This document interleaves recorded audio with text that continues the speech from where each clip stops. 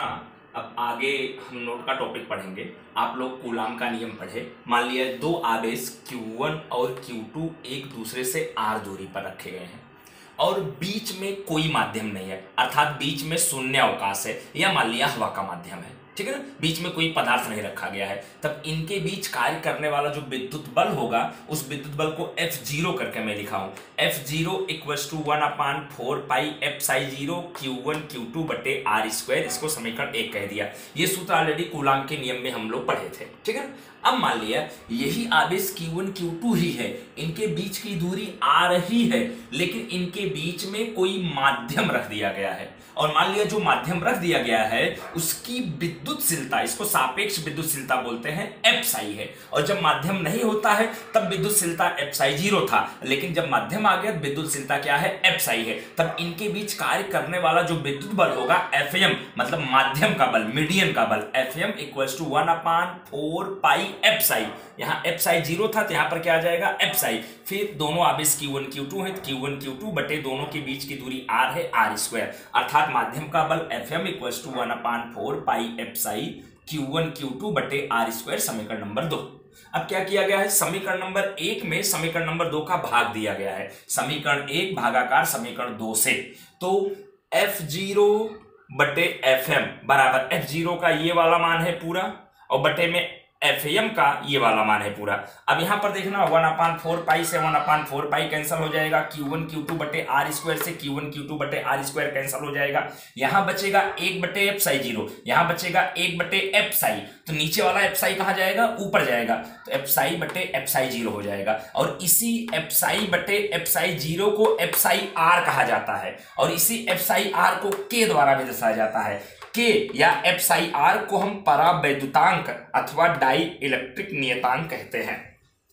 क्या कहते हैं, डाई इलेक्ट्रिक नियतांक या परावैद्युतांक के नाम से जाना जाता है। जो माध्यम का होता है, अलग अलग पदार्थों के लिए K का मान अलग अलग होता है, लेकिन K जो है यह मात्रकहीन बीमाहीन भौतिक राशि है, क्योंकि K का मान देखो F0 बटे Fm, ये दोनों बल है, दो बलों का अनुपात है। और अगर न्यूटन से न्यूटन अपने करेंगे मात्रक के आधार पर कैंसिल हो जाएगा, तो मात्रकहीन, और जब मात्रकहीन होगा बीमाहीन भौतिक राशि होगी, ठीक है। अच्छा, इस पर एक एक नंबर का सवाल पूछा जाता है, तो बड़ा महत्वपूर्ण सवाल है, ध्यान देना। दो विद्युत आवेश एक दूसरे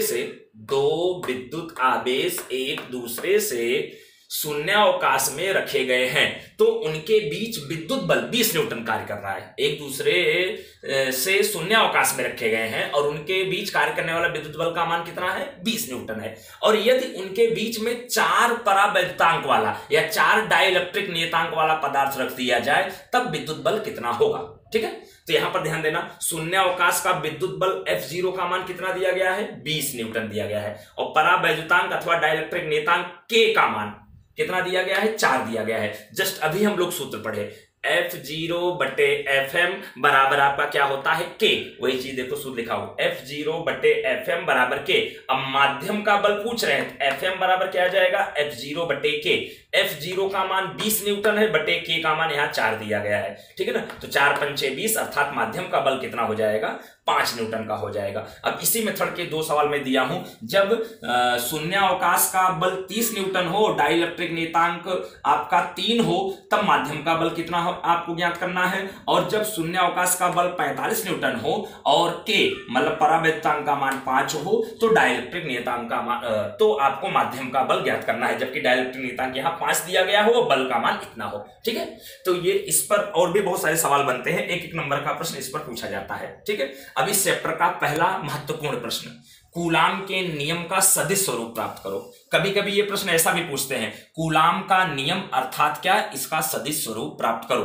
तो सबसे पहले आप कूलाम का नियम हेडिंग डालेंगे, इसकी परिभाषा लिखेंगे, जो पीछे वाले प्रश्न में आप लोग लिखे थे उस परिभाषा को आप लोग लिख लेना। अब इसका सदिश स्वरूप प्राप्त करना है, जैसे गुरुत्वाकर्षण के सार्वत्रिक नियम का सदिश स्वरूप हम लोग प्राप्त किए थे, ठीक उसी तरीके से हम लोग कूलाम के नियम का सदिश स्वरूप प्राप्त करेंगे।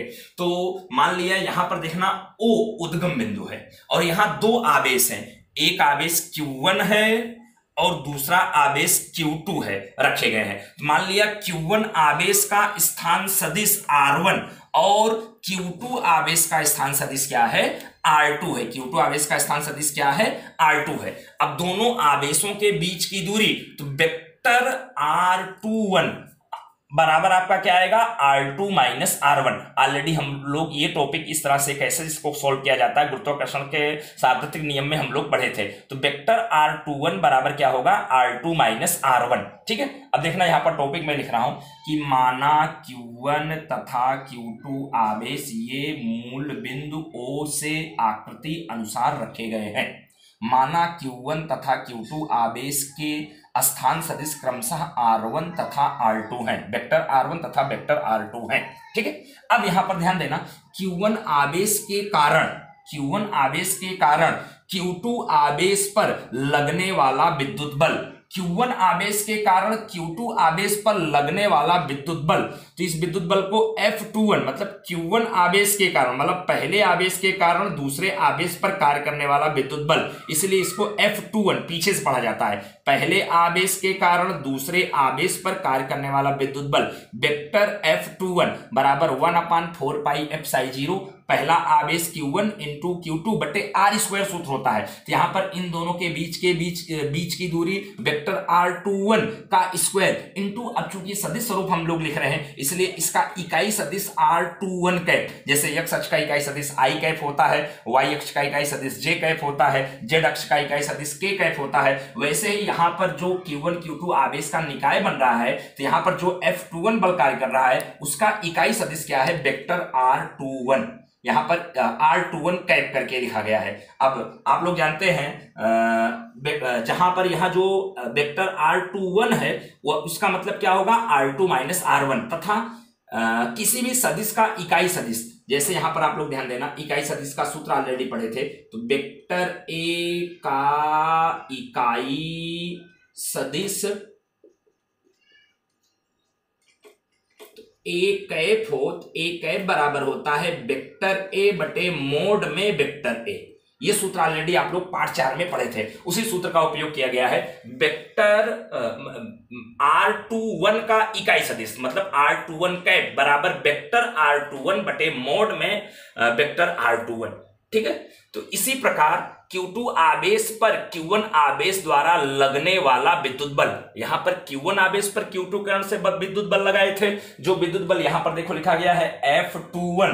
अब हमको उल्टा कहना है Q2 आवेश पर, इसी प्रकार हम क्या करेंगे Q2 आवेश पर Q1 आवेश द्वारा लगने वाले विद्युत बल का मान ज्ञात करेंगे, तब इसको हम क्या कहेंगे Q2 पर लगने वाला बल किसके कारण से Q1 के कारण से, इसलिए इसको हम क्या कहेंगे F12, क्या कहेंगे हम F12। तो 1/4 पाई एप्सिलॉन0 आवेश दोनों Q1 Q2 है, Q1 Q2 बटे अब इनके बीच की दूरी R12 वेक्टर R12 कहा जाएगा, तो वही वेक्टर R12 का स्क्वायर इंटू R12 कैप मतलब यहां पर इकाई सदिश अब R12 कैप हो जाएगा। अब यहां R12 कैप का मतलब वेक्टर R12 बटे मोड में वेक्टर R12। अब यहां R12 को R1 माइनस R2 लिख सकते हैं, यहां पर R1 माइनस R2 बटे मोड में वेक्टर R12। अब यहां ऊपर माइनस कॉमन लिया गया है तो ये R2 जो माइनस का था प्लस हो गया, R1 जो प्लस का था माइनस हो गया, और नीचे जैसे था वैसे के वैसे लिख लिए। अब इसी को आप लिख सकते हैं